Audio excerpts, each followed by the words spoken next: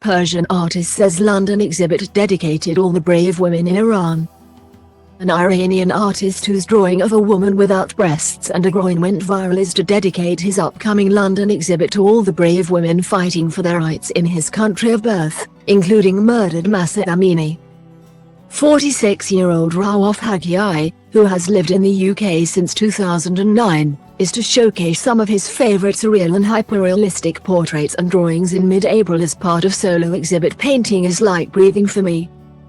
Mr. Haghighi, who lives in Reading and was raised in a family of 8 artists under authoritarian regime in Shiraz, Iran, told the PA news agency, "Being born in an artistic family was really helpful for my own journey and relationship with art. Obviously I learned so many things from my father and my siblings. It proved to be very useful to have talented and artistic people to provide constructive criticism of my work. This proved to be invaluable as I started my own art journey." He said that the biggest aim for his exhibit is to inspire people and hope they can enjoy seeing my creative process, as well as shining a light on the severely restricted rights women in Iran have. "I want to dedicate some of the drawings to all the brave women in Iran who are currently fighting for their freedom. And hopefully one day in the near future people can live freely," Mr. Haghighi added.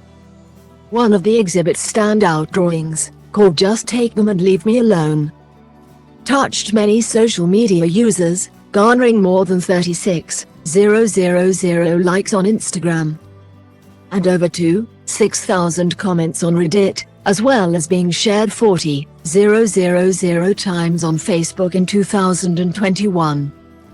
It depicts a woman standing, with her breasts and groin detached from her body and lying on the ground. "I never thought it will touch so many people around the world," Mr. Haghighi said about the drawing, which took roughly 5 hours to create. "So when I checked my social media accounts following the release of this drawing, I was very shocked to discover that it had been shared millions of times. Some of the comments included, 'This is haunting and being reduced on your superficial sexual characteristics is sad. You are more than just appearance of skin, muscles and forms of your body.'"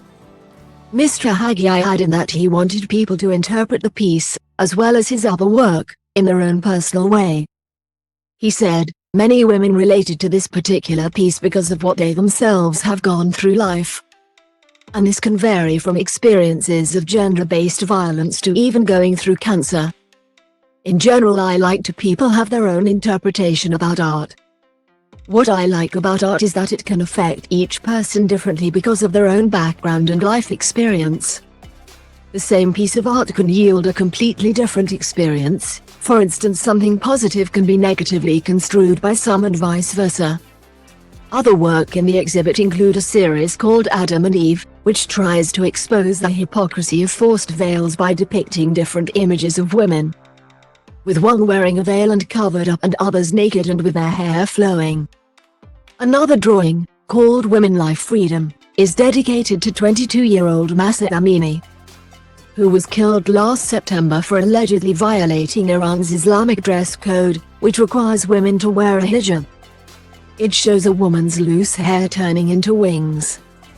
Countless protests over issues affecting women and girls, such as domestic violence, abortion and strict Islamic dress code laws, have taken place following the incident. Mr. Haghighi hopes to surprise and shock viewers with his collection. "I am so delighted that I have the opportunity to showcase a selection of my favorite surreal and hyperrealistic portraits and drawings in my upcoming London solo art exhibition," he said. "I really enjoy creating an element of shock or surprise to the viewer, and sometimes I even surprise myself when I see the final product." The exhibit takes places from the 7th of April to the 16th of April from 10 a.m. to 9 p.m. at the Osborne Studio Gallery in Belgravia, London.